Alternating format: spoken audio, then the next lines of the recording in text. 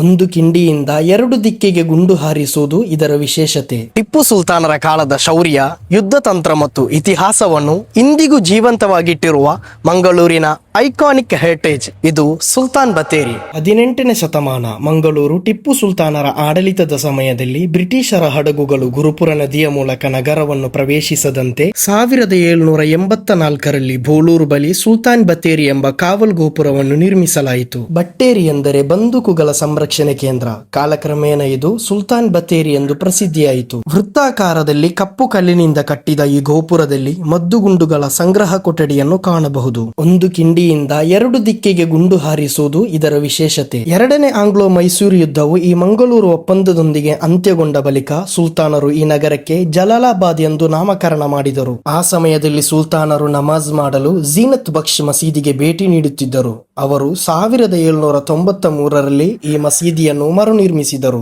ನಂತರ ಈ ಮಸೀದಿ ಸುಲ್ತಾನ್ ಪಲ್ಲಿ ಎಂದು ಪ್ರಸಿದ್ಧಿಯಾಯಿತು. ಹಳೆಯ ಜಿಲ್ಲಾಧಿಕಾರಿ ಕಚೇರಿ ಹಾಗೂ ನೆಹರು ಮೈದಾನ ಪ್ರದೇಶದಲ್ಲಿ ಕೋಟೆ, ಕುದುರೆಲಾಯ ಮತ್ತು ಯುದ್ಧ ತರಬೇತಿಗಳು ನಡೆಯುತ್ತಿದ್ದವು. ಸುಲ್ತಾನರ ಮರಣದ ಬಳಿಕ ಮಂಗಳೂರು ಬ್ರಿಟಿಷರ ವಶವಾಯಿತು. ಕೋಟೆಯನ್ನು ಧ್ವಂಸಗೊಳಿಸಿ ಅವರ ಆಡಳಿತ ಕಚೇರಿಗಳನ್ನು ನಿರ್ಮಿಸಿದರು. ಕೆಂಪು ಕಲ್ಲಿನಿಂದ ಕಟ್ಟಿದ ಈ ಹಳೆಯ ಕಟ್ಟಡವು ದಪ್ಪ ಗೋಡೆಗಳನ್ನು ಹೊಂದಿದ್ದು, ಕಚೇರಿ ಆವರಣದಲ್ಲಿ ಕಬ್ಬಿಣದ ಪಿರಂಗಿಗಳು ಆ ಕಾಲದ ಇತಿಹಾಸದ ಸಾಕ್ಷಿಯಾಗಿ ಉಳಿದಿವೆ. ಇತಿಹಾಸ ನಮಗೆ ಕೇವಲ ಕಥೆಗಳಲ್ಲ, ಧೈರ್ಯ ಮತ್ತು ದೇಶ ಪ್ರೇಮದ ಪಾಠವನ್ನು ಕಲಿಸುತ್ತವೆ.